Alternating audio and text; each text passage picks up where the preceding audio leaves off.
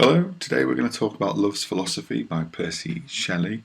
This is a surprisingly conventional poem, I think, considering its author was so kind of reactionary, so rebellious in most of his writing. I say conventional because it follows a method of writing that we call a metaphysical conceit. Very similar to poetry. It goes all the way back to kind of Renaissance literature.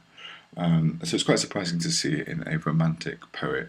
But let's examine it and let's see what it is that he's trying to say by using this device. So let's read it through and then we can start looking at the annotations. Love's Philosophy. The fountains mingle with the river, and the rivers with the ocean. The winds of heaven mix forever with a sweet emotion. Nothing in the world is single, all things by a law divine in one another's being mingle. Why not I with thine? See the mountains kiss high heaven, and the waves clasp one another. No sister flower would be forgiven if it disdained its brother. And the sunlight clasps the earth, and the moonbeams kiss the sea. What are all these kissings worth, if thou kiss not me? So in short, and on the face of it, I think quite simple. You know, we've got this very tight rhyme scheme, A, B, A, B, C, D, C, D. Very kind of fairly strict meter, should I say. For the most part, it is trochaic tetrameter, as you can see written in there. But it varies from that. He moves away from that in places, and we can think about why he does that. Ultimately, the conceit of this, by which I mean kind of the main idea, the main persuasive point, is that the speaker is talking about how nature inevitably combines, inevitably comes together, and if that is the case, then then the speaker and to whoever this poem is addressed to should come together themselves. On the face of it, like I say, it's a kind of a very simple poem of persuading someone to love him, but it is a little bit more complicated than that, so let's have a little look at it. So one thing we're going to notice as we go through is the basis of the conceit is one of nature, and nature coming together, kind of coexisting, and ultimately and inevitably combining. So we start off: the fountains mingle with the river, and the rivers with the ocean. So we've got this. The idea of inevitability comes from the fact that this builds up. There's this kind of head of steam building up. Something starts with a fountain, by which he means a spring bubbling up from under the hills. The fountain's mingling with the river, and the river therefore moving on to become the ocean. So there's this combination of these things that is building to this inevitable joining together. So as you see, what we have is this central idea of souls and, in a broader sense, humanity being commingled and intertwined, which is a very kind of romantic idea. The romantic movement often talks about kind of the spirit, the human spirit, and the importance of recognising that and considering that. And that's what he's doing here. But on the speaker, on a more kind of direct level, is making this appeal, this kind of talking about the inevitability of union in nature. We've got this kind of gentle fricative that starts, the fountains, it's quite a soft way of starting. A little bit of assonance, kind of repetition of that I sound there, mingle with the river. The river being repeated, of course. There's a lot of repetition throughout this poem.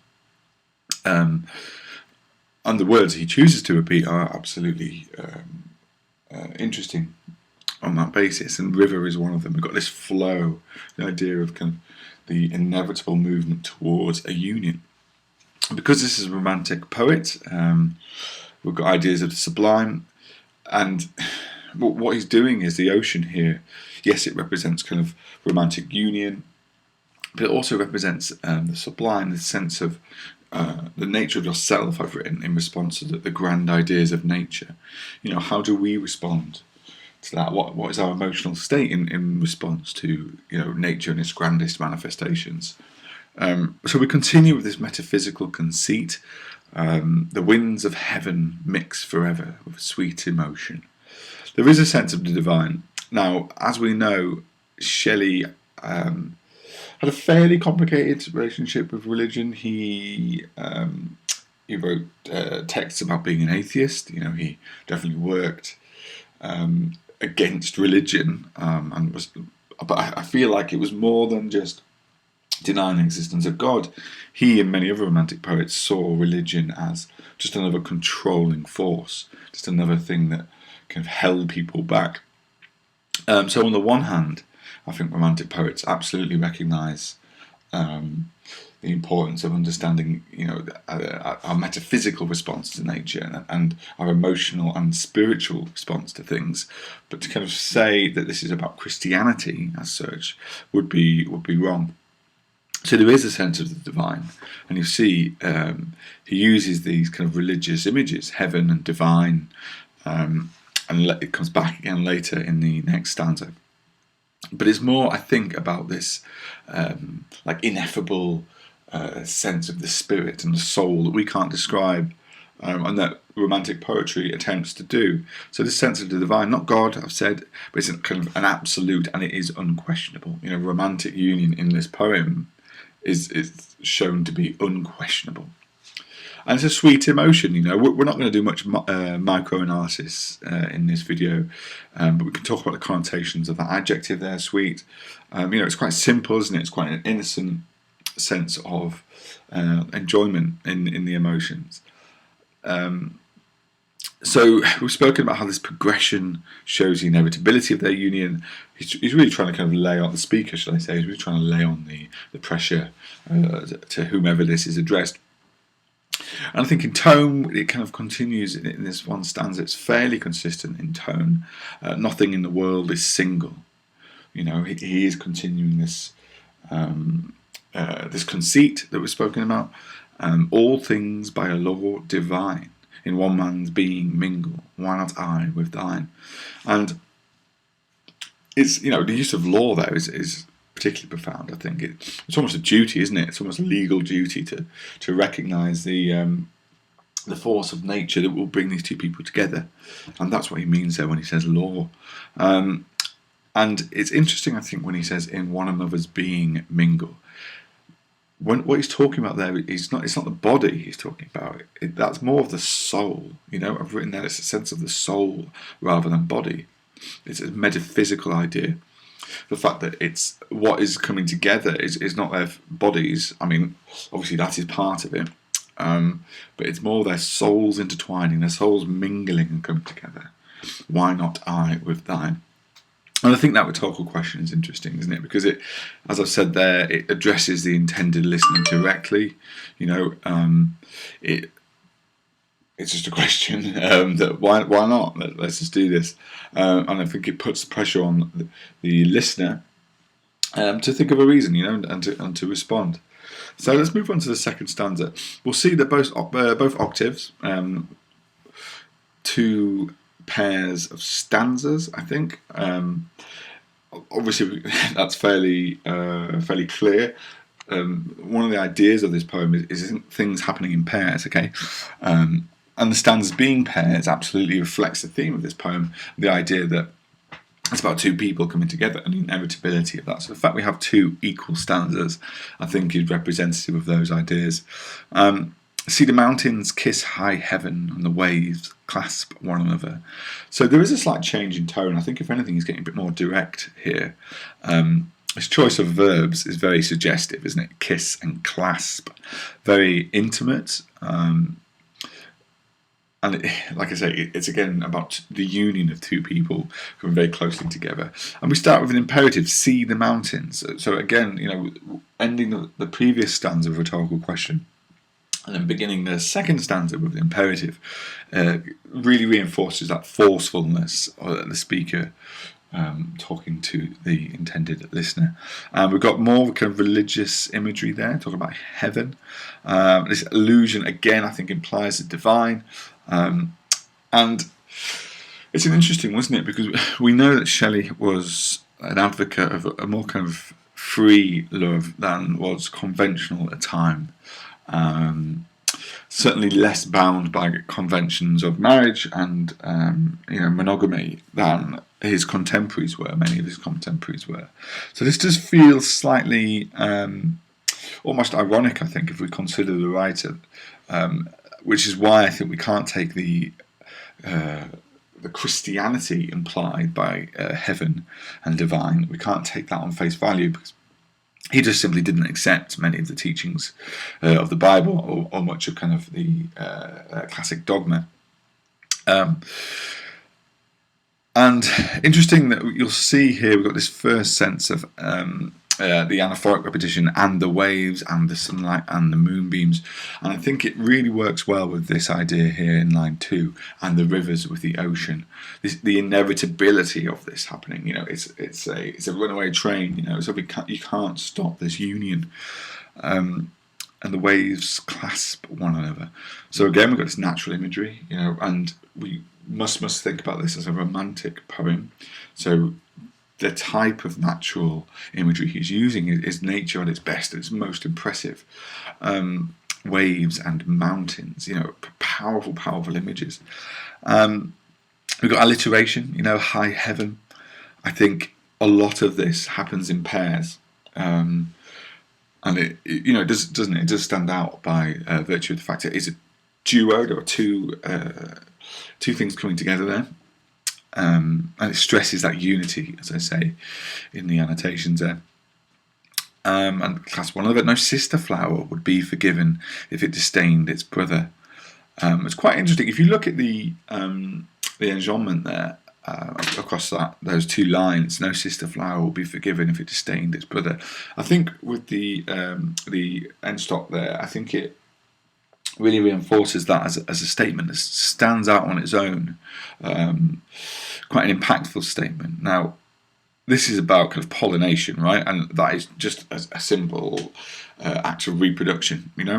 It's a very kind of unguarded, clear reference to sex. This is about, it's symbolic of that union, of that the naturalness of love and sex, and that's what he's talking about. Disdain there means, in this sense, it means kind of turns their back on a potential partner. And the idea is that there's something almost hateful about that. There's something almost unnatural about turning their back on someone, because as the speaker has stressed, it's the most natural thing in the world. And the sunlight clasps the earth, and the moonbeams kiss the sea. So we've got this. There's a few things to unpick there. So the anaphora is back, and the talking about the inevitability of their union. The verbs are back. We talked about pairs. We've got kiss and kiss, and clasp and clasp. These intimate, suggestive verbs are coming back. The earth and the sea, you might see those as kind of, it's almost like the male and the female, isn't it? You've got kind of the land and you've got the ocean, 2 parts of the same thing, but they work together, don't they? There's a union between the land and the sea, even though they're 2 very different things. Similarly, the sunlight and the moonbeams are they're sort of like oppositions, aren't they? These like diametrically opposed ideas here of sunlight and moonbeams, but they're still coming together at the same time. That's what he's trying to get across here. Man and woman, sunlight, moonlight, earth and sea, these 2 opposite things that work together, and they find this harmony in their inevitable union. And then what are all these kissings worth if thou kiss not me? So we've got this fervent repetition, as I've said, of kissing. Look how many times he says kiss in that stanza. And the stanza of such few words that when you say something 4 times, it really, really stands out, doesn't it? And look, we don't really need to think too much into that. If someone says kiss over and over again, I think you can work out their intention. And it becomes quite literal in that sense, because it is very figurative before that. Mountains kissing heaven and moonbeams kissing the sea. And then in a final line, this final rhetorical question, it becomes literal. And it's an interesting one, isn't it, for a romantic poet to see the value, to say the value of a kind of a kiss between a man and a woman. It's superior to that of nature. It is almost quite an unconventional stance for a romantic poet, who ordinarily note nature as being like the highest power there is, the ultimate power there. So that's all of our annotations. A few ideas, just kind of in summary. I think these are quite romantic in their nature. Nature being connected and intertwined is a good template for man, and I think that's right. I think yes, it's the speaker's point of view here, and it is this very conventional, what we call metaphysical conceit. But nonetheless, it's romantic in the way that it's a reflection on how we should live, I think.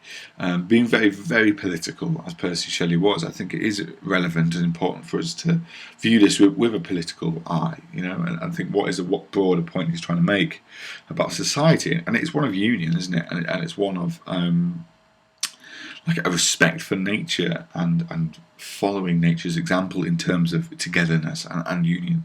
And similarly, look, togetherness is like godliness, this divine metaphysical connection, ideas of the spirit being connected, and a sort of admiration of nature that he expects mankind to have in a broader sense, but also, very specifically in the romantic sense as well. Okay, so that's our annotations. I hope they have all made sense.